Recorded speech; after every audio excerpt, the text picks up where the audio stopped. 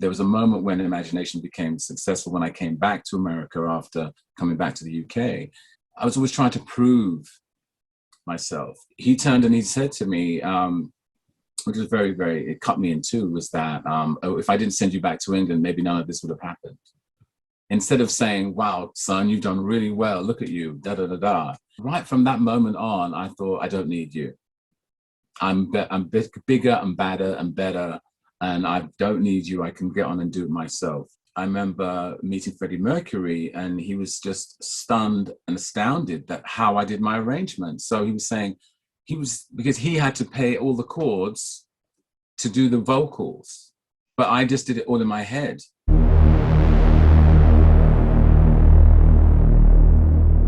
There was always music in the house. They came from St. Lucia.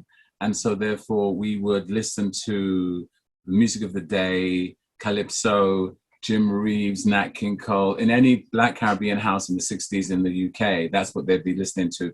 But my sister was a big influence because she was listening to Blue Beat and ska and Motown and Stax, definitely Stax. And she liked the Rolling Stones more than she liked the Beatles because she thought they were more edgy. And I remember when I was very, very young, my mom bought me this record I heard on the radio, and it was You Don't Know by Helen Shapiro. And I should say Helen Spitero, you know, and I just love that, well, my love, I love you so, but you don't know how much I feel. Da, da, da, da. The melody was in my brain. And it stayed, that was one of the first melodic musical references. But then I do remember that in school, when I was in primary school, another piece of music that got into my brain was Rimsky-Korsakov's Scheherazade, which has stayed with me for a long time. And I didn't even realize what the music was until, the last 30 years, I rediscovered it. And so that was interesting. So at a very early age, it was very diverse. But when I actually started to get into music, one of the first records I actually bought, by that time I'd moved to the States, my parents had split, moved to the States, and on the corner of where we lived was a record shop. So I listened to such diverse soul R&B music. I wasn't even in my teens yet. And I bought My People Hold On album by Eddie Kendricks. And at that time, Lady Sings the Blues, the first version of that with Diana Ross came out. And I'd gone to see the film and was so impressed by the film. And I wanted to know who this Billie Holiday was. So I read the book, and then every reference in the book, I started to buy the music of these people like Duke Ellington, Count Basie, Satchmo, Josephine Baker. I wanted to know all of these people, who they were. And I just soaked it all up. And then at that time, I started to listen to people like Isaac Hayes, Hot Buttered Soul. This is before the theme from Shaft came out. And then there were the vocal groups that were about. Obviously, everybody was into the Jackson 5 because you were a kid. My cousins were into that, the Love You Save. And I used to love the Maybe Tomorrow album and Never Can Say Goodbye. But then I also liked things like, is it Laura Lee I listened to, and the Presidents, and one of the local groups, very influential for me in a sense. Just before I came back to the UK, it was a group called Black Ivory, and they had a song called Don't Turn Around. Don't turn around. Da, da, da, da. It was a very falsetto type sound. And they had another track called You and I Have an Understanding, which is a beautiful, beautiful song. And at that time, it was a time of the Temptations and all these other groups, the Shy Lights, the Stylistics. But I was mainly influenced, I think, by Motown, because I saw something that I could be. I could be a Four Top, I could be a Supreme, I could be a Jackson 5, I could be all of these people all in one person, because the fact is they were doing it and they put it on such a heavier stage. But then I also loved people like Aretha Franklin. I love the gospel side of stuff. And one of my favorite all-time versions of You're All I Need to Get By was by Aretha. And I gravitated to, always wanted to know who wrote the songs. So I found out it was Ashton Simpson. So then that connects me with Marvin Gaye and Tammy Terrell. And then I became a fan of Ashford and Simpson at a very early age. I bought all their albums, and till the point where, for me, the favorite album they did was Stay Free. Nobody Knows. This is like the late 70s into the 80s. And, you know, I just loved how they combined being in the soul pop with an element of gospel with it. And then, you know, I loved all the divas and stuff like that, but one of my favorites was Natalie Cole. And I got to meet her in the mid-70s. I was writing for a magazine, not magazine, it was Caribbean Times. And a friend of mine and myself, we managed to go to Capitol Records, which was EMI in London.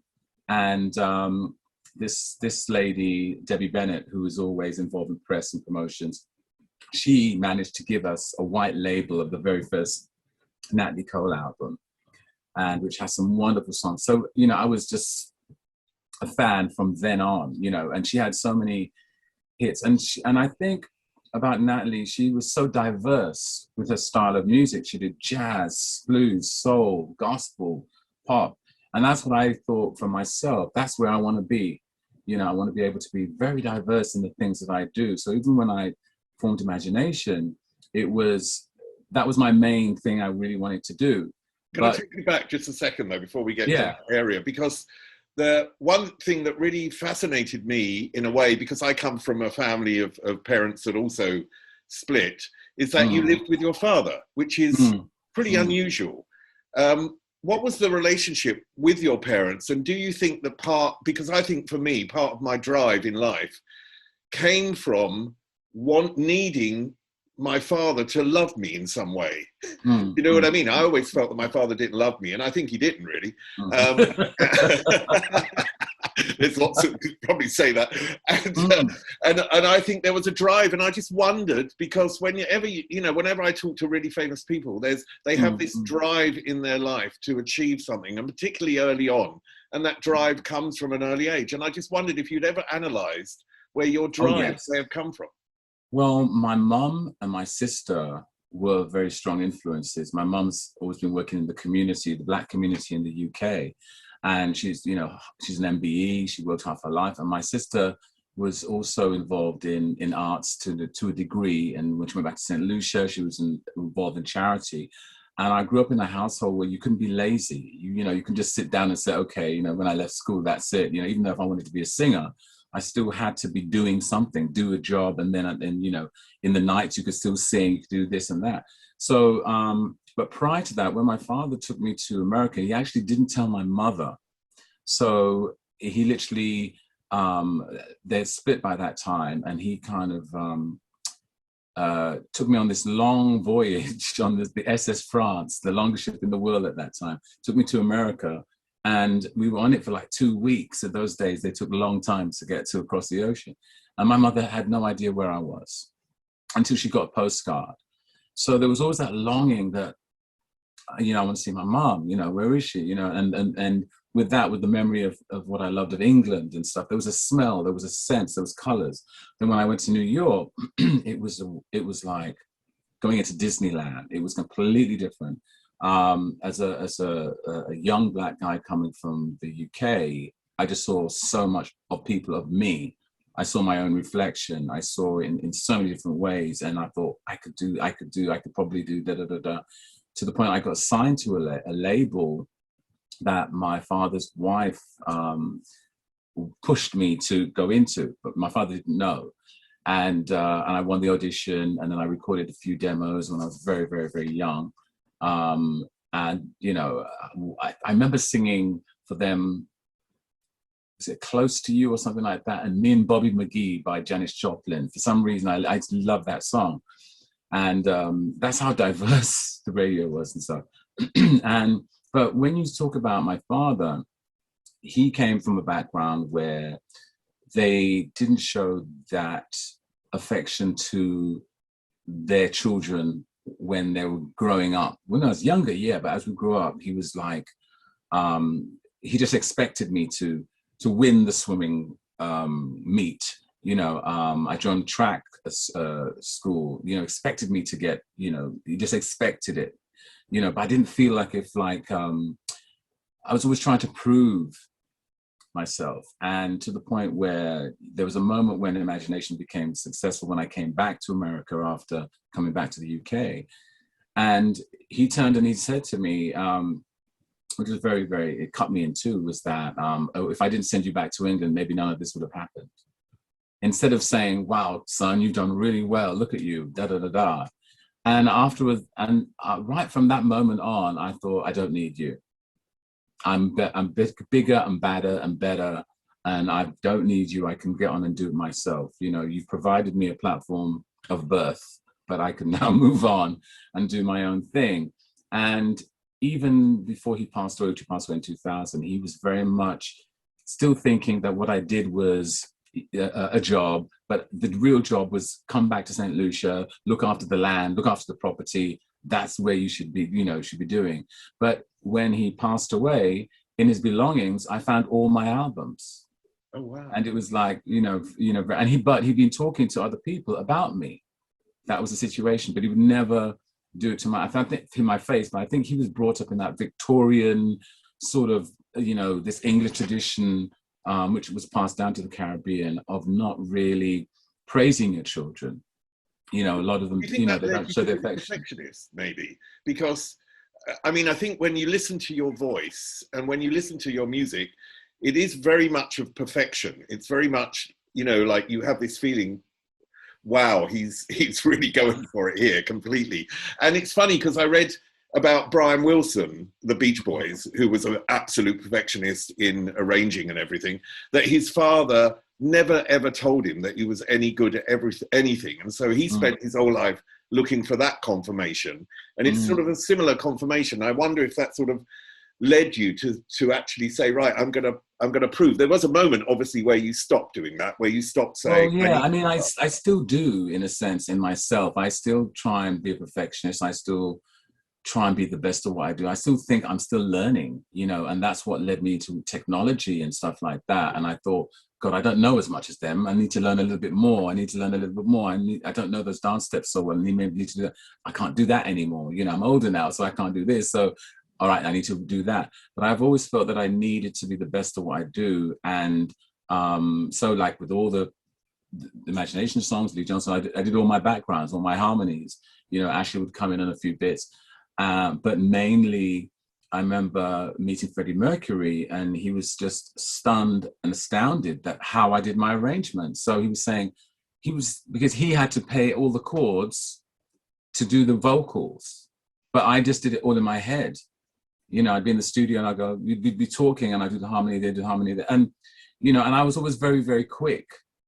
Like our first album was done like maybe 2-3 weeks, and writing, and I'd written songs from before, which we put in there. So I always had this aptitude of, and I loved harmonies. And one thing I can always say, I never thought I was good enough. That's one of the things I always, because prior to Imagination, I was gigging, I was doing working men's clubs, the Caribbean clubs, the bingo halls, pubs. It was fantastic, the great audiences. It was a great training ground. And now I was also in the studio doing background vocals for this one, and then doing a few demos here. And they were never quite right. I'd go to this A&R guy and say, what do you think? What do you think? I said, Lee, it's okay. You're getting there. I was never quite getting there until I did this demo with Trevor Horn. And he had hired me and another girl called Sonia Jones. I don't know if you know Sonia Jones. Sonia Jones was one of the main big session singers back in the 80s and 90s. She did loads of things, but she's very well known that people don't even realize it's her, imitating a Shirley Bassey-esque sound on the soundtrack of Life of Brian.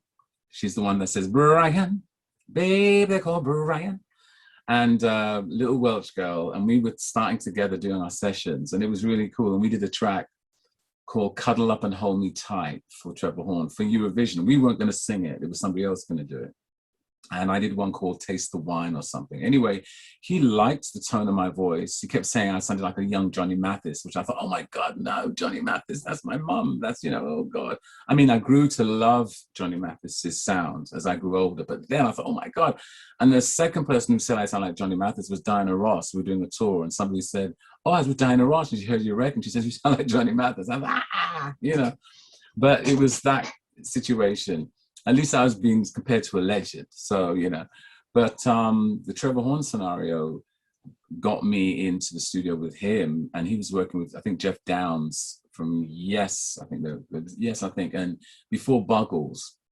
And we were in a studio in Camden Town, if I recollect, and we did a couple demos, one called Stand Up and Dance, and one called Dr. John, which is, you know, I Got the Medicine, which was very pseudo disco, but it was like, it wasn't very good. It was very, we were experimenting a lot. And then I didn't like what I did because it didn't sound right. So I redid the whole vocal again and called it It's My Life, changed. That's when I knew you could always change the version of the song and people wouldn't know. And and then he called me back and said, look, I've got this other song. I want you to try it out.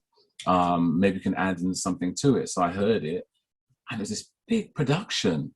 And I thought, bloody hell, this is really cool. And at that time, I think he was going out with Tina Charles. And so she was, I think she's on the song a little bit. It's called Got to Be Good. And it just had all this production. This is like early Trevor Horn. And it was so visual when you hear the song, the bass and everything like that. And then I forgot about it and put it aside. And then he got big. I think that's 79, 80 with the Buggles, Video Kill Radio Star, just blew up. And so somehow or the other, somebody recommended me to go to R&B Records. It wasn't R&B at the time, it was Red Bus Records. And Morgan Khan, he was doing a bit of everything, DJing and promoting records for PRT distributors in Marble Arch in London. He was crazy. I thought I was wild, but he was crazy. He was like, man, I want to get this. He played me all these records and said, I want a track like this, and played me all these music. And they're all from America. So then I said, you know what? I may have a song for you. So I brought the cassette down, left it with him. He called me back in a few days and said, I want this song. I want this to be the first song on our label. You know, it was supposed to be a Leee John record. There was no imagination. So I said, that was Body Talk, was it? Was that? No, this was Got to Be Good. Ah, okay. Just to go back to a couple of things, because I don't want to jump too far ahead.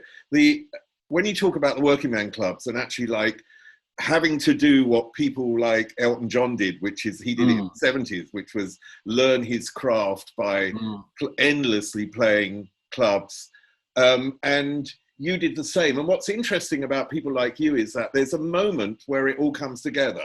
There's a moment like, I don't know if you've ever seen Michael Jackson at the 25th anniversary of Motown, and suddenly Michael Jackson does the moonwalk, and he's Michael Jackson finally. Do you know what I mean? Yeah, he's come to Adele at the Brit Awards when she did Someone Like You, and you just feel that moment. And you go, wow, that's everything's come together at this time. Yeah, and suddenly it works. What did you learn from those clubs, do you think, that really added to becoming Leee John of Imagination? I learned about the audience.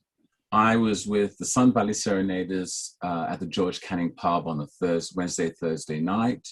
And then in the rest of the week, I was a singing waiter, singing songs from the West End, Where the Waiters of Encore, We Sing and Dance to Give You More Than Any Other Stuff at Pub in Town, with Gary Shell and a singer called, an actress called Tammy Jacobs and Sally Temple and Steve Armley. I'd love to track these guys down now, I really would.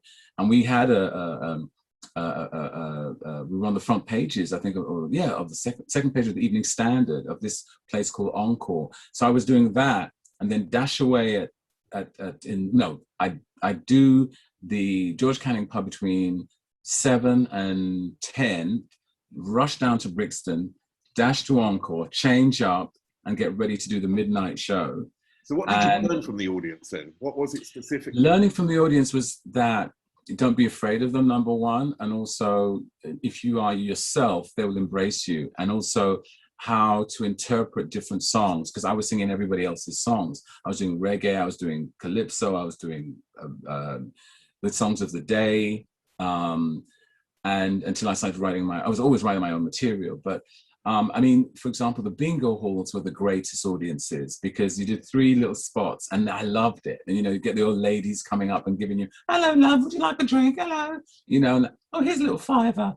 And, you know, and if my mates came to see me, they'd drink up all my savings, all my earnings, you know, because they'd say, oh, put it on his tab. But it was like, those bingo halls had like sometimes like 2,000 people because they were old theaters. And so it was like, wow. So I learned how to experiment. I learned about how to, you know, how to experiment with the way I dressed, how I threw my voice. I learned to just the communication and how you knew when you were singing, like I sing, Daddy's Home, how to melt someone's heart, you know, by singing that song, and how to do it and just capture someone will go, ah. Tell me, how do you melt someone's heart? Tell me. When you sing that song, when you sing Daddy's Home, it's going to melt someone's song. Because you're my love. It's the melodies. You know, it's the melodies. It's really hard nowadays because some of the songs you hear nowadays are so electronic and sound like computer games with vocals on top of it that they forget that the strongest songs that hit you, even like Body Talk, there's a melody.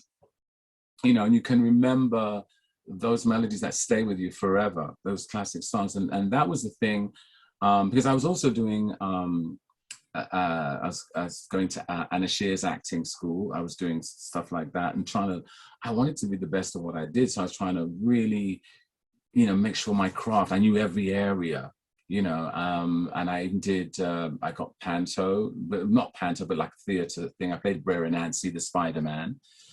And that was with, actually, the musical director was Chris Cameron, who was who became one of the main musical directors for George Michael. At one point, I was in 3 groups. At one point, yeah, I was doing Fizz, who was a jazz funk group, Sun Valley Serenaders, and something, I can't remember who the other ones, but with Fizz, we were doing all these college and university gigs, and they were like young guys, and myself, by this time I had Ashley on board playing bass, and we did the Casio College and George Michael's band, I can't remember the name, they were supporting us. So I thought, wow, I'm big time now, you know, supporting us. And I remember Andrew Ridgely and I think David Austin, I think, were you know, we were all backstage and stuff like that. But by this time, I was very seasoned. I thought I was quite seasoned because I'd done Encore, I'd done all these gigs. I had this professional thing. I knew where the next step was going to go, you know, and I knew what was not me by that time. And I always wanted to prove that I was a live artist. Even now, today, you know, it's just about getting on the stage and just delivering.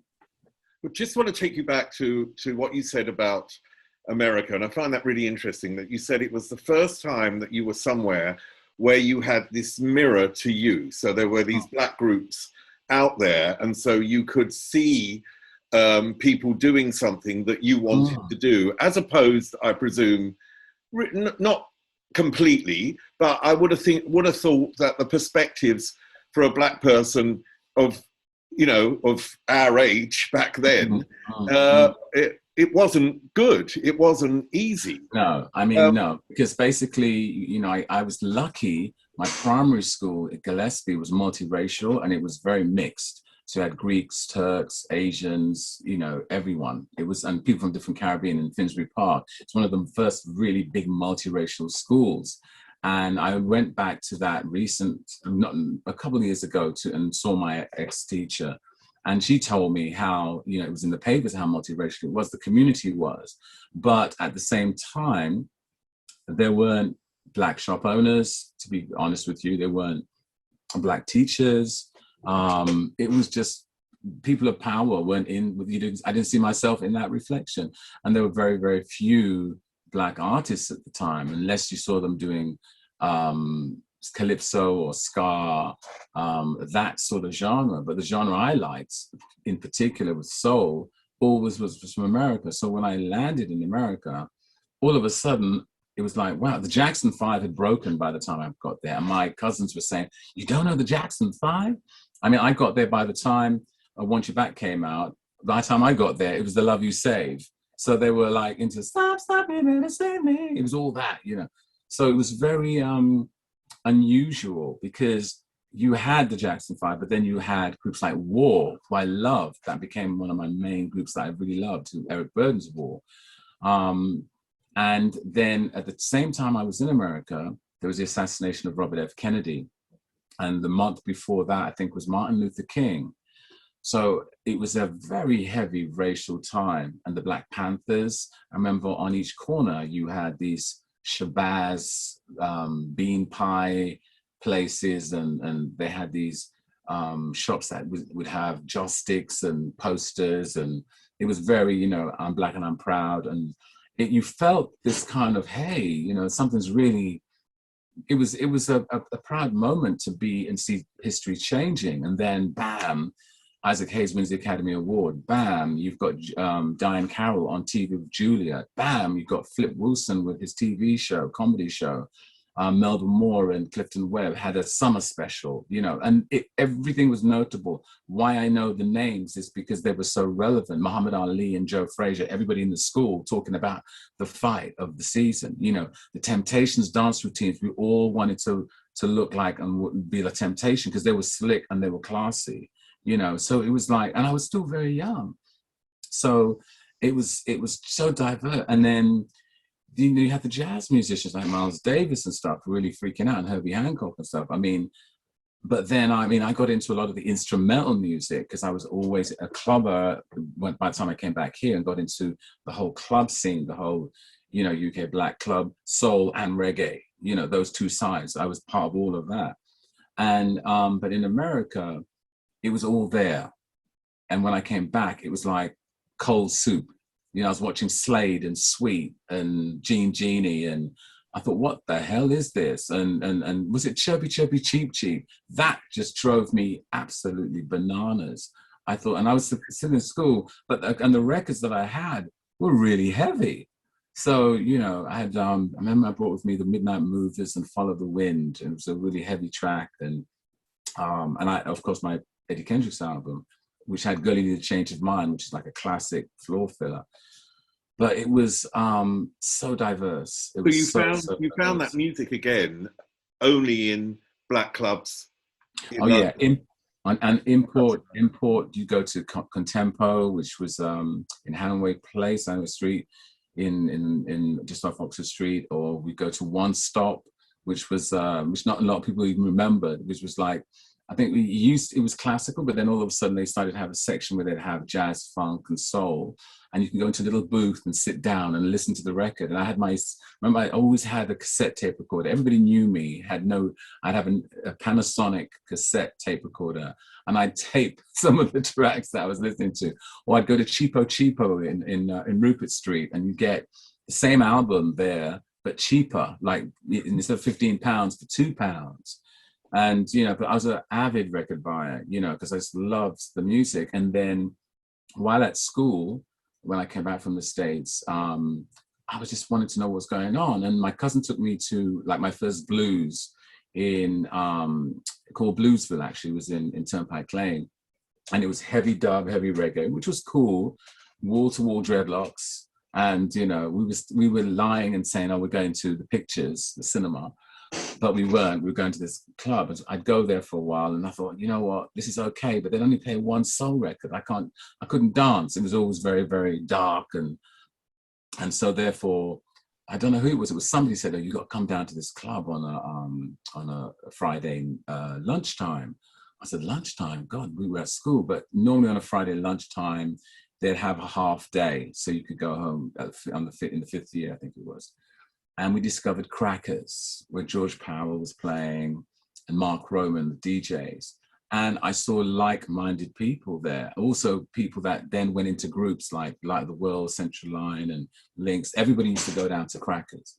And it became, there were people there like Trevor Shakes, who was one of the top dancers, and Leon Herbert, who became a big actor and dancer. And he's actually doing a documentary on dancing of that period.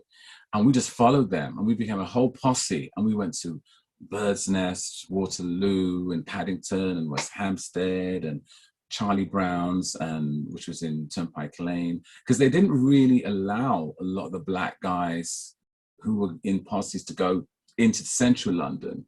If you were older, there was clubs like Columbo's and Mr. B's, Q Club, which was more, in actual fact, Q Club, later on in my life, when we started to gig, we did gigs in Q Club. Like I saw Eddie Grant, and Eddie Grant, congratulated me and said, you managed to hold the audience. This is before Imagination again. So, and all of what I've just talked about was pre-Imagination. So it was, as far as I could remember, there's always been a musical thing about me. And what it was, everybody used to say, and even yesterday I spoke to Leon Herb, and he said, every time he thinks of me, he thinks of when he sees me, I was always singing. I was always singing and screaming at the top of my voice, or the echo in the underground, and it was just trying to prove yourself, trying to be, I thought, I'm not as good as that person. I'm going to try and be as good as that and refine it. And will I get there, So how did Body Talk come around? How did that actual start with when you went into EMI and you did an impromptu? That was way before. That was way before. That was years before. I mean, when I went into EMI, I became a duo while I was still at school. And that was really, I think, the start of my career in, say, recording. It was mid-70s. And a good friend of mine, Russell Fraser, who's not with us now. Well, he's passed, God bless him. He's very fondly missed. And he was very much into Motown, the Jackson 5, Diana Ross and everything. So we're doing all our dancing machine, and we started to do routines and stuff and started writing. So but he wanted everything fast. He wanted everything fast and quick. But we were very determined, because we ended up in some places. When I think back, how did we get there? I remember we went down to, we had a list of all these different studios. And we went to Eddie Grant's studio in Osbaldeston Road in Stoke Newington, and he gave us advice. And at that time, there was 4 of us in the group. There was 4 of us, but the others were not really serious. And then we went down to Eddie Grant's record company in Tin Pan Alley, and we saw all these studio owners, people, and found names and other. And then I remember we found ourselves at Island Records when it was just starting out in Hammersmith, to the point where they were still building things. And we just wanted to do, we had all our songs, not with any music, just a cappella with the songs. And they said, look, you've got something going, but the normal thing, come back. And then we still determined again. So we went to EMI, and we were in the reception, and we looked up, and I thought, God, this is the picture where the Beatles were, And so we went into the reception, and no lie, it was like something out of an MGM film. We go into the reception, sitting there, and this guy is there watching us. He's got his glasses on, he's got all this thing, and I'm saying, I bet he's a manager. I must speak to him. So yeah, so we just went straight and said, like, do you manage? He says, yes, I manage a group. He turned out to be, his name was Roy Fisher, and he managed the Spiders of Mars, which is David Bowie's backing band. And they had just got this big deal with EMI, and he has his record label, which is going to be connected to EMI. He said to us, well, what do you do? So right in the reception in front of everybody, we just sang and danced in front of everybody our songs we made up. So everybody was like clapping and stuff like that. And he was like, okay, I like you guys, really come to my, to my office in Wimpole Street. So we went to his office in Wimpole Street, and he said, like, I'd like to do a deal with you, but you're underage, so your parents have to sign. So they went to my mom and Russell's mom and dad and stuff, and we signed and stuff like that. Went in the studio. We wrote one song called One Life to Live, and the other song was written by Dennis Bond. It was called Get Up, Part 1, Part 2, which was, but the funny thing about it was my memories, Well, we went down, it was in South Milton Street, Mayfair Studios on the left-hand side. There was a place called, was it Rockies or something? And it had when I used to eat meat, it had these big hamburgers and Knickerbocker Glories, and we were going to the studio to sing, and we're eating all this food. And then we went to the, because Ross was like, oh my God, how am I going to sing these notes? Went in the studio, I know, exactly. And there were live musicians there. We had Thunder Thighs, the backing singers, and they sang on Lou Reed's Walk on the Wild Side. And we had Phil Chang, who I think he played for Rod Stewart. And Del Newman produced it. Del Newman was a big producer and arranger for Diana Ross, for McCartney, loads and loads of people. But we didn't know how big they were at the time. Afterwards, I had to do all my research, but I remembered all the names. That was one thing. I always used to look on every album cover to see who did what. So I'd always pick up on the name. Russell wasn't always so much into that, but I was always into that. And anyhow, I think we recorded the record.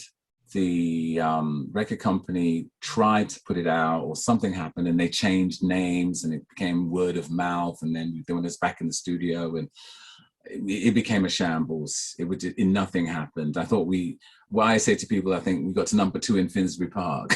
But it was a wonderful experience. I didn't find it negative, because from it, I was learning how to record my voice in the studio, do harmonies. I got my own tape machine and stuff like that. So I started to experiment a lot at home. You know, I had a TIAC thing. And so Akai, sorry, it's an Akai thing I had. So I was trying to learn my craft. And that to me was so important. Russell was more into how much we're going to get, you know, we do this and the other. And we found ourselves in so many wonderful experiences, watching so many people. You know, we got to do interviews when we were that summer at West Indian World, and we interviewed the Brothers Johnson, of all people. We managed to sneak into the Inn on the Park Hotel and interview Diana Ross in the lift, coming down in the lift. We got to see Doris Troy, and then she asked us to come on stage with her to dance. Doris at the Rainbow Theatre with Madeleine Bell, who's now a good friend. There's so many little stories that led up before Imagination. So by the time I did the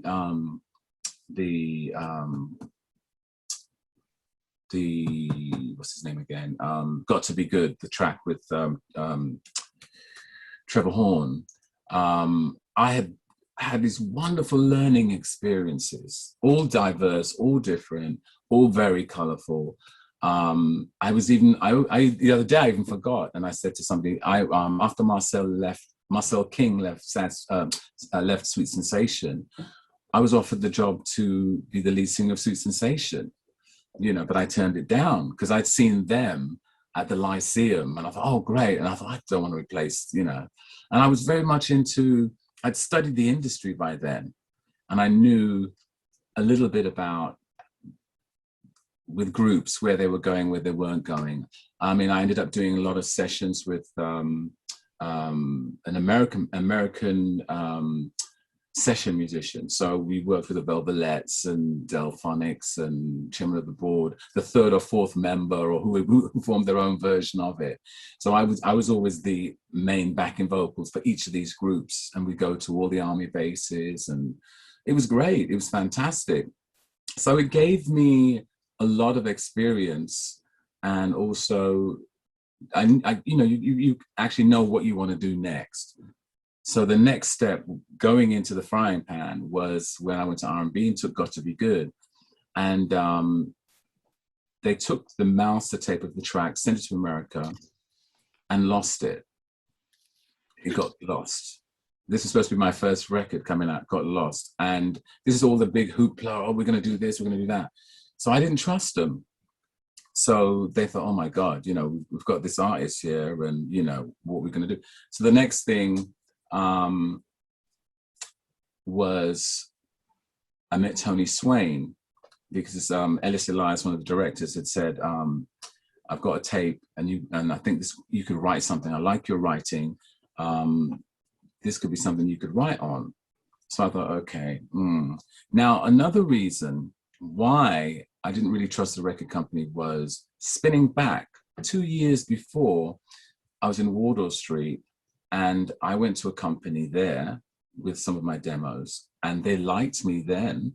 I met Manny, the brother of Ellis, and he wanted me to sing a track which they gave to Kelly Marie, who became a #1 hit. But the track they played was something Stranger or something or the other, and Paradise or something like that. I remember it really well.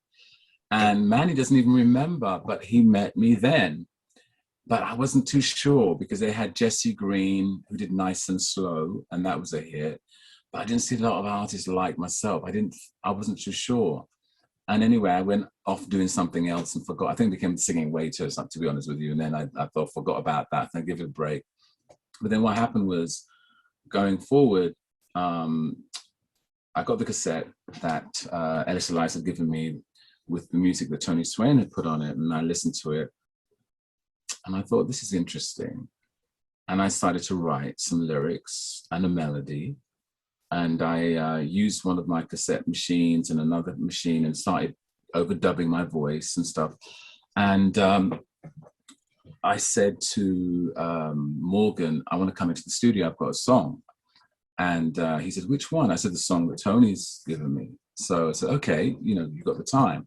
I said, well, I'm going to bring a friend of mine in it with me because, so you guys have messed me up already once and I'm not going to mess about, So I thought, what I'm going to do? I'm going to form a group.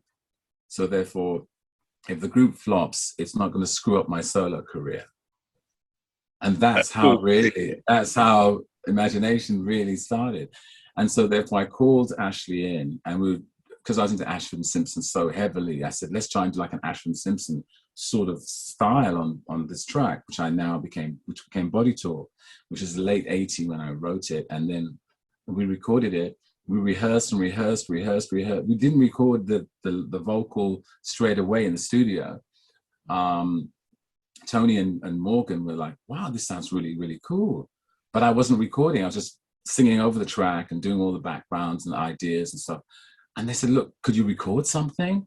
So I thought, all right, yeah, we hadn't signed anything. So that's why I was like thinking, well, we haven't signed a deal yet. Why am I going to record it? I was thinking the business side. Anyway, we recorded it all in one take. We did the one take, that was it. Morgan was like saying, that's it. You don't need to do another version. And we just did the backgrounds and then we had it. And Tony was the same. So they then took that and put it on an acetate and took it through all the clubs, and they worked and tweaked it and pushed up the bass and stuff and heightened the vocal and everything like that. And people, because it was very hypnotic, it had an element of jazz, it had an element of funk. There was even an aesthetic of reggae in the feel, in a sense as well, in the bass and the heaviness. And a class with the sense and the difference of vocal tones and everything. It embraced the DJs because we're just coming out of disco. There was a funk thing coming up, but it was not wasn't 120, 130 BPM now. It was coming down to 115, 110, 109, those kind of tracks, but they still had a beat, a groove to it. So we were coming right back to that kind of funk feel that they had in the early 70s, but now in the 80s. And, and then it all started. Basically, we started to do all the clubs, went out to all the different clubs. And then midway, they were asking me, well, what do you want to do? Are you going to be a solo artist or a group? So I said, all right, well, we probably, let's try and do something like Police in the look. So I'd auditioned with another band called Midnight Express, and Errol Kennedy was the drummer. So I liked how he played because he listened to how I was singing, how I was moving. Because with me, when I'm on stage, it's very important that the drummer is aware of my body movements. Because if I'm dancing, if I'm doing a certain thing, whatever, it's all interlinked. So the bass, the drums, the keyboard, everybody's looking at, because I'm doing certain accents and stuff like that. So it's so important. And movements, the body has a lot, can express a lot when you're talking music. You have to really be into it. And a lot of people don't realize this. So he was really good at that. Understand, it's a jazz thing as well, because I love jazz. So we got him on board. Body Talk was going through all the different clubs everywhere. #1 every R&B chart, soul chart, and decided to do interviews and everything like that. And walking down Tottenham High Road one day, somebody from the house I was sharing, because I'd left home by this time, because I thought, well, it's time to be the musician, be on your own, said, "You've got a phone call at home. The record company's trying to get hold of you. Where are you? Where are you?" This is pre-mobile. So I phoned them and they said, "Oh, we're number 44 on the chart." I said, "Oh, fantastic. Oh, great. Oh," and I just thought, well, that would be it, because at those times, it didn't push Black British music at all. They would come in and come out, and that was it. 2 records, boom. And so I thought, okay, cool, that's good. And then next day, I got a call saying, "You may be on Top of the Pops because the group has fallen out. So I think, be prepared."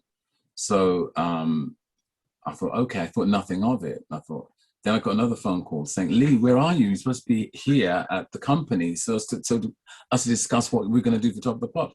I said, "You said you may be on top of it. You didn't say we were on it." He said, "Yes, you are on it." So everything went crazy, cabs, organizing what we're going to look like, the whole concept, this Arabic sort of, ethereal sort of look with a theatrical sensibility, but still being kind of show business. But and then Morgan was very crucial to saying, "You've got 3 minutes on TV. You've really got to push it. You've got to let people remember you. You can't be the Four Tops or, those groups that just stand there and do nothing. People have to be talking about you the next day." So on my shoulders, I had all this weight. And at the same time, I'm on the show that as a kid, as families, we'd all be watching. We'd be sitting in front of TV, watching it, dreaming that we'd be on this show, because it was the mainstay of British TV on a Thursday night or Wednesday night. Thursday night. Yeah. And the rehearsals, and that I think, what you said previously about when you work and work and work and work and work and you're rehearsing life, and the moment where we were on Top of the Pops had been part of that whole rehearsal. So by the time I actually got to perform that, I was very prepared. I knew I had to be in a certain frame of mind, a certain discipline, because we had to repeat things over and over and over for the cameras, for this, for that, and I had to be reduplicating everything. So, I had to be really professional and tight in what I was doing each time. And as I said, there's a lot of discipline. And then finally, the final filming session was in the evening.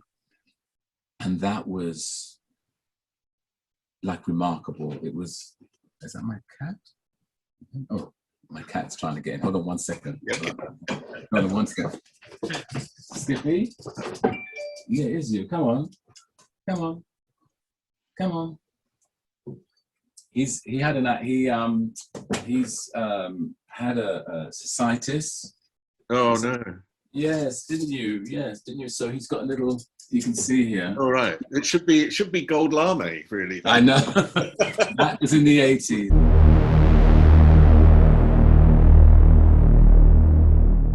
One of the most remarkable things is that, and what you're saying is that moment, because it was so exciting in lots of different ways, from this visual, amazing look, which you all had, to the music, and to also, the type of song it was so original. It just felt so original at that time. And I think it was that combination was what exploded you in terms of that moment of success. How did that moment of success change your life? And was it everything that everyone dreams of? Because a lot of artists go, when I'm famous, my life's going to be okay.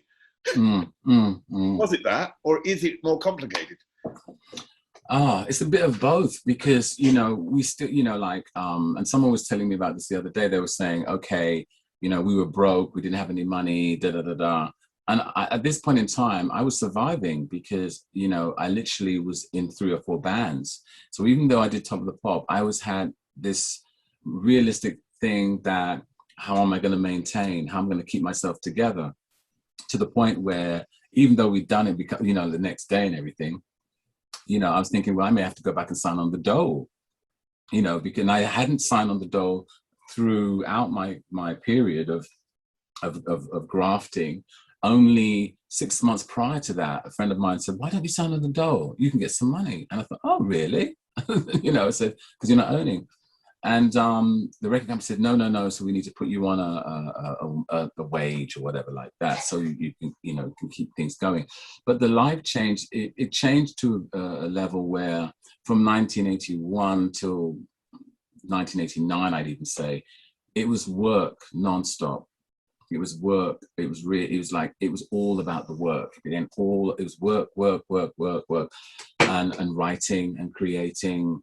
And at that point in time, if you were in the newspapers, you sold records. So, you know, they'd put ridiculous things in the newspapers and stuff. And that was basically to sell records. And even if you didn't want to do it, you'd have a press person or somebody who'd make something up or whatever to sell records. I mean, now it doesn't make any difference, but that was what was part of the game. And also, we became pillars in the community because there was all of a sudden everybody thought we were American to start with. Then gradually throughout, as the year was ending, we had our third hit single, Flashback. Everyone was thinking they're from the UK. And then that's when the press starts saying, "Oh, you know, they're very camp, they're very this, they're the other." You know, the media, they want to try and pull you down. While if they see Funkadelic or Parliament or even Earth, Wind & Fire, they're not going to say the same situation. While we then started to do shows with Earth, Wind & Fire and Kool and the Gang, who were, you know, saying, bigging us up and saying, "Wow, you know, like, you guys are really hot. We love what you do, blah, blah, blah, blah." And they were from America. While in the UK, the media, not the audience, which is a different situation. The media starts to write, and they do that with everyone. They do that with you're you know, happening for a while. It's an English situation. They want to put you down, but then they still want to own you if you're doing well elsewhere. Yeah. And I didn't really dance to the tune of what they wanted me to do. I was always rebelling. I was always, you know, with the record company, I was rebelling. I just thought we didn't have enough budget, you know, and we didn't have the budget that we should have had for certain things. And it was a fight, you know, and I would say, "Why are you guys so cheap?" And they hated me saying that. I said, "You're so cheap. We should be getting, you know, we've done this, we've done that, we've done it," you know, because they'll build you up in one sense, but then they're trying to pull you down in another. So it was a lot of life lessons, but I didn't leave the situation with bitterness. I came in with what I left in, which was the talent God gave me, and also be able to still continue doing what I wanted to do, which some people unfortunately didn't. I didn't get into the drug scene. I wasn't into that kind of situation. We go out and get pissed and get drunk at the Limelight later on in, you know, the clubs, but we were not, I didn't come from that body of people who, you know, they always had my back. We weren't into like, "Oh, should we get out of it?" And, you know, plus in the early 70s, when I was a kid, and I'd seen things like Lady Sings the Blues, I started to read all these biographies of all these different artists, especially, and these are Black artists, and how a lot of them had descended. And it stayed in my mind. I said, I don't want to end up like that, you know. And I'd say, if I got pissed or something one night, I'd say, "Oh my God, I'm having a Billie Holiday moment," or something, you know, this can't be like that. You know, I got to make sure the next day I'm together, you know. So I always had this little third eye speaking to me, you know, and stuff like that. Do you think, I mean, I want to just mention Drive again, because I think it sort of fits into everything I want to say here. If I think about my own drive, and I'm a writer today, and I was an MTV presenter, and my drive, I think, came from the fact that, okay, the 70s and 80s were shit. If you were Black, if you were gay, if you were a woman, you know, there was misogyny, there was racism, there was homophobia. It was everywhere. You know what I mean? Now, I don't want to compare myself as a white gay man to a Black man, because there isn't a comparison, but there is a comparison in one sense, I think. And that is that I felt very outside the society when I was growing up, because of my sexuality, that I wasn't part of the mainstream, and I didn't have those symbols that you were saying as well. I didn't have that mirror. And if the mirrors that I had were like those old, very camp, queeny comedians that I didn't see myself as, you know, exactly, way, but it's not, you know, what I was, sort of thing, or what I felt I was. And so I think when I when I started with MTV said, we need to talk about whether you can be gay. You know, and this is MTV in 1987. And the whole of the 80s was a bit shit in that way. And I remember having a black boyfriend, and we could never get a cab if we stood together. So we used to have this technique where he'd hide around the corner and I'd get the taxi. So we'd get, and that's when I thought, shit, you know, I thought it was hard to be gay. It wouldn't stop. A lot harder being black. I mean, and I think, you know, what you had to go through and achieve must have been an immense drive and a responsibility in a way. You feel totally. So I tell you, one of the things I was talking to my mate Leroy Logan, who's portrayed in the Steve McQueen Small Act series, and Tyrone Huntley portrays me, which is interesting, which is really, I didn't think that I reached this age where someone's actually portraying me, which was a thrill. But we're talking and said, don't you remember those days when the Black Mariah would be driving down the road and they would stop you and stop and search? Now, I used to be doing those gigs in Brixton, and I'd come on the Victoria line to Stroud Green Road at Finsbury Park, get out, walk up, and be stopped 7, 8, 9 times, to the point where they knew it was me. I was him again, because he has his little plastic bag. And I remember I had this plastic bag which said PAK Butchers, Pack Butchers. And I had this cassette tape always in there with all my tapes and my music sheets and everything. And they said, oh, it was him again.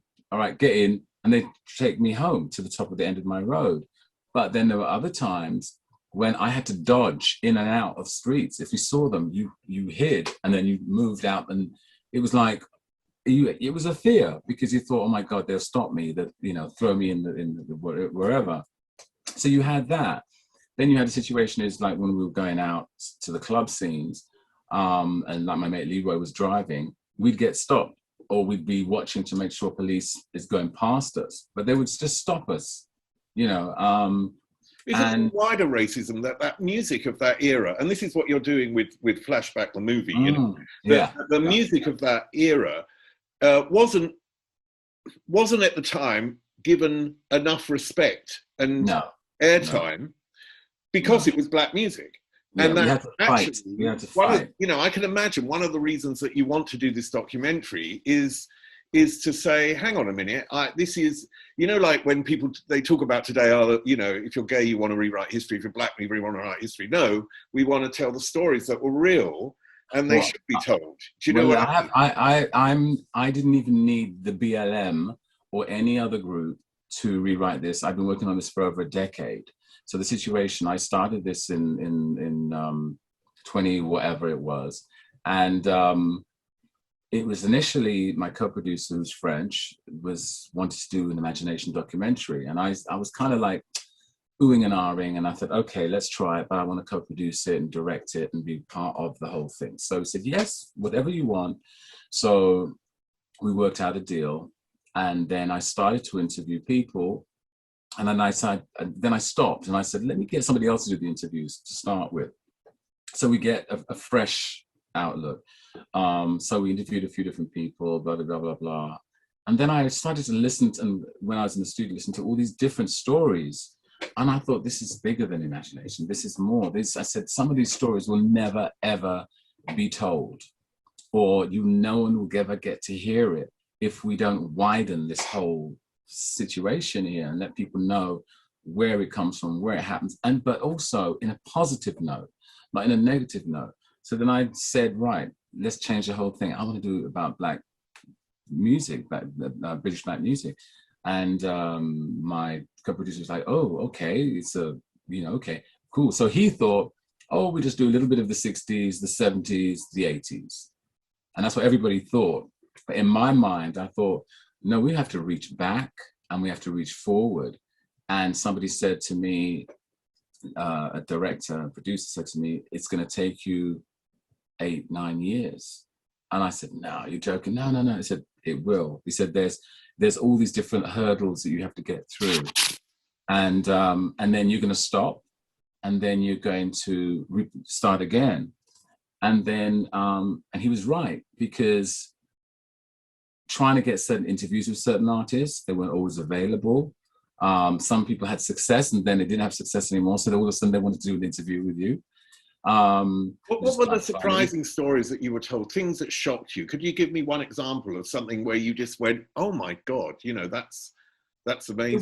It wasn't really that it was shocking, because I knew I've been on the road all my life, so you know, since a kid. So it wasn't. I couldn't really say that anything was so shocking. There were wonderful stories. You know, I mean, Elaine Del Mar, who's a jazz singer, whose father was working with Snake Hicks Johnson in the 1930s and 40s.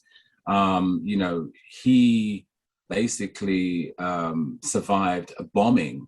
The whole band he was in all died except him, and that was the Café de Paris. So Snake Hicks Johnson's died, everybody else died, but he survived it, and then formed his own band. She told me some wonderful stories. So those are interesting. Lavi Siffre, who never does interviews, extraordinary musician and person. Eddie Grant, who I interviewed, who I knew as a kid, you know, he told me they made it in Germany first because there was the outlet. You know, when they were when he was in the Equals with Baby Come Back, before it came, you know, before it actually became a hit over in the UK, Britain following yet again. You know, there was so many stories. I mean, I've interviewed people from sound systems to DJs, pirate radio, people of from the classical field. That's how far I went back to the early days of classical music. Nadine Thompson, I think. No, Shirley Thompson is a classical conductor, female Black conductor who's done some fantastic arrangements. And she introduced me to a world I didn't even realize existed of classical Black composers, which we've now put in the documentary. To the point where, you know, we got into grime and dubstep, which is all the derivative of reggae and of the UK reggae scene of Lovers Rock. But then also we have the Brit funk scene and the club scene. And then, you know, we had the acid scene, you know, the house scene. There's so many, you know, the acid jazz people, you know, I interviewed. I literally went through that period of talking about Normski when he had his show, because it was derived from, they saw MTV and thought, wow, we have to change our look on TV, to interviewing one of the Cleopatras, first Black young group to have a cartoony sort of show. So I've had some extremely diverse people, and we're nearly to the point of now finishing it. But it's interesting because you talk about this, and it's again the expansion of musical horizons, isn't it? I mean, you're going, it's almost like your very young youth in New York. It's again, you're suddenly, well, let's say rediscovering. You've probably known most of it, but you're rediscovering and maybe discovering something new there as well. Has it helped you, led you to new musical styles that you want to experiment in yourself? Oh, because yes. I know, like, you've done this jazz album. Your voice is so beautiful on that album. I mean, it's fantastic. I'm proud of that album. I'm I'm more proud of that album than I am of the Imagination albums, because one, I had control. Not saying I didn't have control with the Imagination albums. I did, because I was writing all of the songs along with Steve and Tony. But with this album, it was like jumping into the pool. And Stefan Parolo, who is my co-producer of the making of DVD, because he said, Leee, if you want to do this album, you have to do a DVD, a making of, because this is going to be the future. I said, no, what making of? This was like 2004. And he says, yes, check this out. And he sort of showed me, because in France, where I'm very huge, and France has led me to Africa, South America. France is a huge territory. It's much bigger than the UK. And there's a lot of diversity and creativity. And I found that I can do so many different things. So when I come back here, I'm kind of like a snob in the UK, because I'm kind of like, well, you know, I've got a song coming out with Classic Bertrand in Belgium soon. I've got a track with Jorge Vacilo from Brazil in end of the year. I've just done the Gorillas. So but it's because I've done other things that are accessible. And like Damon, he loved some of the stuff I did in France. So and he knows it because he hears me here. They play me every day. But when I did the jazz album, it was like I was going to jump into the ocean from a high cliff. And what I had to do was go back to that little boy in 1974, was listening to Lady Sings the Blues and Ella Fitzgerald and Sarah Vaughan's album, where she sang My Funny Valentine. And then I thought, let me rediscover all of this. How can I do this? So I watched, there's a video, Story of Jazz. It was a box set. And it engulfed everything. And it started with, you know, Bessie Smith and Robert Johnson, and up to the day, up to the bebop area, to Miles Davis, to Herbie, all the way up to today. And I just listened to it and threw it all away. And they said, right, now what do you want to do? And so therefore, I had a selection of songs that I had, and I basically changed some of them into a jazz mode. Some of them had a bit of a R&B sensibility about it, but I wanted to have that natural feel. So, for example, there's a track called "You Never Know" in the Thin Line, where I was listening to Erykah Badu and her interpretation of stuff, and I said, I like the way she's lyrically saying the story. So I thought, I can do something like that. You know, you get up with an angry head, the same as when you went to bed. Was it? My brain can't think now. But it basically, you're selling a story like you're talking to somebody. But I love that idea. It had a different poetic reference, so it gave me a different chance creatively. So I did that, and then even to the point where I always loved "Strange Fruit," the Billie Holiday song, but I wanted to do my own version. And one thing that I remember dipping back into my past again and bringing it forward was years ago as a kid on black and white TV. And I knew I'd heard it and seen it, but didn't realize who it was. And I found out, I remember seeing this woman singing it, not Billie Holiday, in black and white TV. And it stunned me. And it was Cleo Lane. And it stayed in my mind. And I just loved just the way she formed her own words and phonetically and so. So I just thought, that's what I must do for my own way, my own intonations, my own feel of it. And it went on from there. The tracks like Jazzmatazz, where I harmonized and things like that, took me back to the bebop era and all that kind of stuff, where I loved all that kind of sound. I got that chance to exhibit different sides of what I could do. And I had lots of success in France and other areas. In the UK, there was a controversy because of the person I was on, a certain person that was on the same label as me. And they don't push black jazz singers in the UK. Someone like myself. And then there were some people, oh, you've done a jazz album. Oh, how dare you? You know, it's like, are you doing an imagination jazz, singing imagination jazz songs? And trying to box me. And I'm thinking, no, you know, I'm kicking out there. And it was very hard because there were some agents that thought, well, you know, I'll book you as imagination, but I'm not sure I'm going to book you as jazz. Then I had other people who said, well, I'm going to take you on. You know, I love what you're doing. Come on. And I developed a completely new audience who now weren't probably into imagination, but they're now into me doing the jazz. So now when I do my shows, I get both, because I can merge the two. But it was a fight and a battle, and it's a situation of, why can't I be diverse and do different things? And then this is the same situation when I was interviewing different artists, the same thing they went through. And some of them had to go into acting, had to do, so for example, Nadia Katouche, I don't know if you know who she is, but Nadia Katouche was like a folk singer in the 60s, and she came around the same time as Cleo Lane, and she was singing at that time. And I knew the name. My mother knew the name, and Madeline Bell knew who she was. But it turned out she was the mother of Mike Lindup from Level 42, the only black member in the group, you know.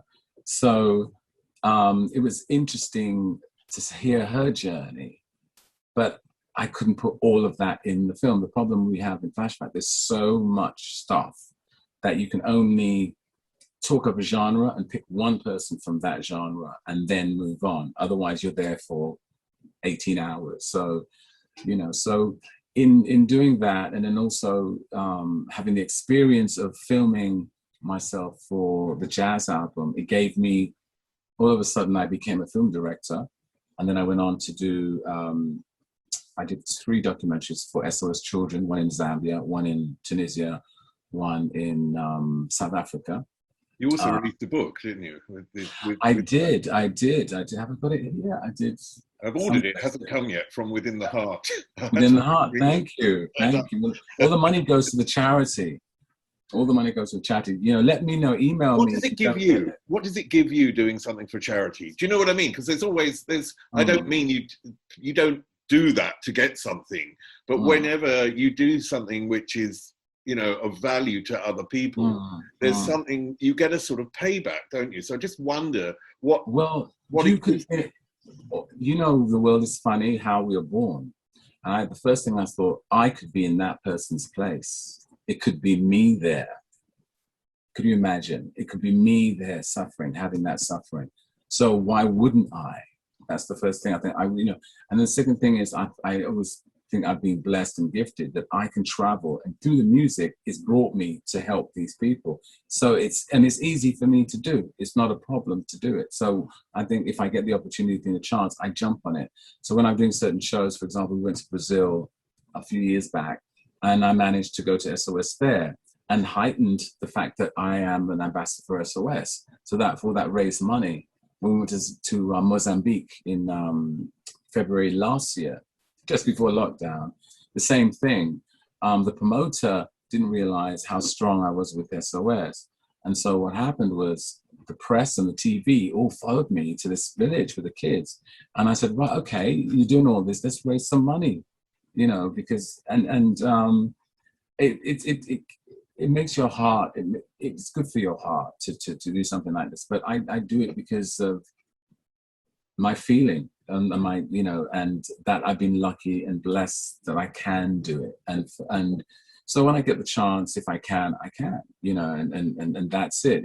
And filming it gave me seeing the environments that these kids were in, especially in Zambia. When we did a whole thing. It's online. I don't know if you've seen it, the SOS Children in Zambia. It's on YouTube. And you can see the journey we went. I took my band on this funny bus that we were on, and you see other people, how they grew up in their different environments. And you know, it touches my spirit. The house mothers that look after all these kids, and everybody that volunteers their time and energy, their strength and their faith, how devoted they are to doing it.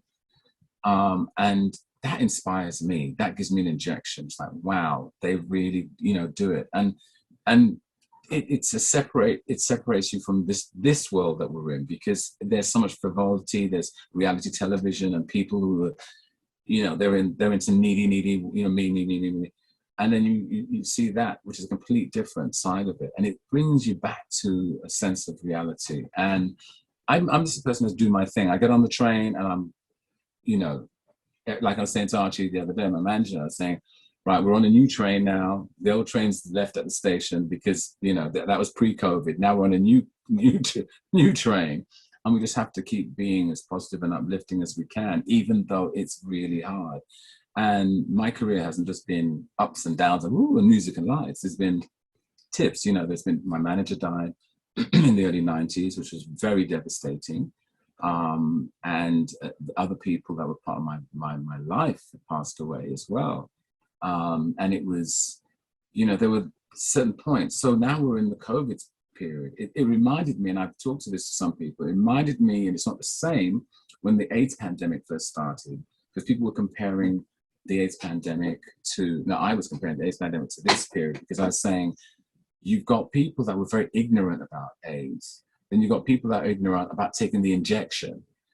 You know, you had people telling people, look, this is what's happening, you need to know. You've got people telling people this is what's happening to know. And it's the combustion, yet they will go out and do that. They will go out and do that here as well in both periods of time. And you see how the governments are now all worrying, you know, and it's because people don't listen, they don't think ahead of time, and they're not all for the people. It's all about money. They're thinking, okay, we give an injection and we're not getting any money from it, then why are we giving it away for free? You know, things like that. So all of a sudden you become, even if you didn't want to become politically aware, you are part of the politics, so to speak. And I think that was, you know, my point about the 80s and the 70s, that particularly if you were in some form of minority, you had to become political because you had no choice. Yeah. It's like part of being in your blood. What I want to end with, which you said, I presume you live somewhere around Turnpike Lane. You were mentioning Turnpike Lane. Do you still live around? Oh, no. You lived there before? No, basically, oh God, I lived in North London. I lived in Finsbury Park, and then we lived in Hornsey. And then when I thought, right, Body Talk's breaking, I'm going to be a big star. Wow, you know, I'm going to live on my own. And my mom said, "What do you mean live on your own?" I said, "Yeah, I need to." So a friend of mine said, "Oh, we've got a room in the house." Some school friends who bought a house, and another friend was a designer. He just actually designed some of the imagination stuff. And he said, "Oh, you know, Abby, a friend of ours, got a room, you know, come there." So that was in near the Tottenham football grounds. Right. And so I lived there for a while, and then I ended up living in Hendon, which was completely different, you know. So, but North London has always been, I say, my base in a sense, though I'm in Northwest London now. Yeah, when I moved to London, I moved to Dongola Road, which is off West Green Lane. West Green Road. Yeah. And so I know that area quite well. There used to be the West Green Road Community Centre around there. Yeah. But my mom, oh, you said, when you mentioned Turnpike Lane, my mom's community centre, the Afro-Caribbean Centre, is near Turnpike Lane. It's right near there. And right now it's in disrepair. They're raising money to, the council's supposed to fix it up, because it's a hub for the community. You know, it's been there for so long, but there's a lot of politics with the stuff going on. And as so rightly said, when we were, and actually when I was speaking to Leon yesterday, my friend Leon, who's doing his thing about the dancing, it was a fight. It was always a fight. Even when we were doing TV, promoting, we made it look like it was fun, it was love, we're having a great time. But I was watching live at the Dominion. You can go on YouTube. It's going to be there for a while, but it's going to go. And our first live tour, we sold out 7 nights, and actually we got an award. So we're there 7 nights, 8 shows at the Dominion Theatre in London. No British black band had done anything like that. None. Even today, I don't see anyone like that, you know. But no one knew, no one made anything about it. It was like, oh, okay. But it was a big deal. And we did it twice. And I was watching the performance because a keyboard player the other day was saying he hadn't seen it. I said, oh, go online, da, da, da. So I said, you know what, I'm gonna watch this, because we're doing a 40th anniversary album, which is coming out next year. It's gonna be like 14 albums, 3 or 4 of them with unreleased stuff, some live stuff, it's going to be really, really cool, and some shows that we're going to put in. And so I was listening to all these different tracks and stuff I hadn't listened to for years. So as I was doing this, I just clicked on to YouTube to watch this Dominion Theatre and watched myself. And then I was surprised at myself, seeing myself there. I thought, oh my God, wow. And I was speaking to Mel Gaynor from Simple Minds, who's been drumming for us for a long time. And he said to me, you know, I loved it. I love that show, Liam. And I said to him, I was so serious. I was very serious. I had to get it right. Even I'm singing the sexy songs, and I was all the way through. I'm serious. I'm laughing at a few little bits and pieces, but because I knew the camera was there and everything, I had to be serious. I had to be strong. I had to be tough. I had to be on it. And then I watched another episode, which is completely different, maybe a year later.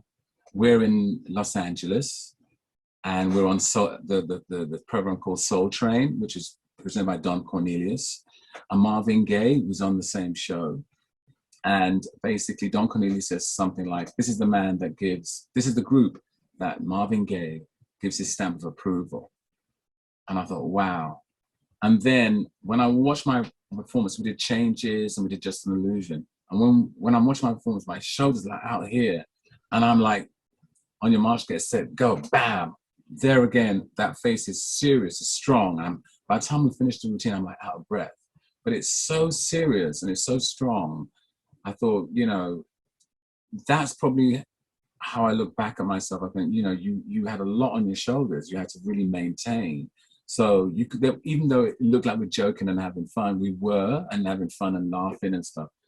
It was serious. It was very, it was always like, it was work. It was like, get it right, make sure you're on point. And that's what I see in the Dominion. Do you understand what I mean?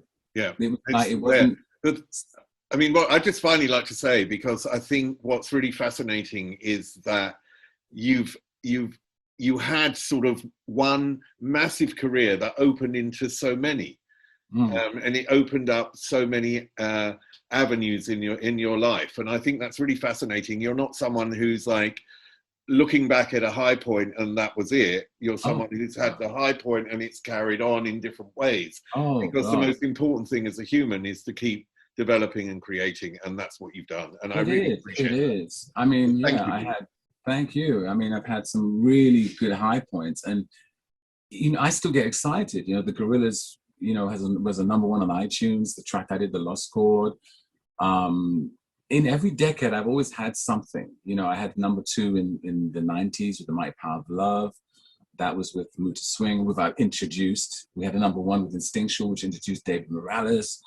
I did something with, and what's the name again? DJ Fantasy, which was Mind, Body and Soul, big UK garage record. Then there always something, the DJs always love me. They always want me to do something. So it's fun and it re-innovates. So I think in doing that, so it's fun to do it as long as you enjoy it, and as long as there's a little bit of melody going on with the beats, then I'm happy, you know. So, and harmony.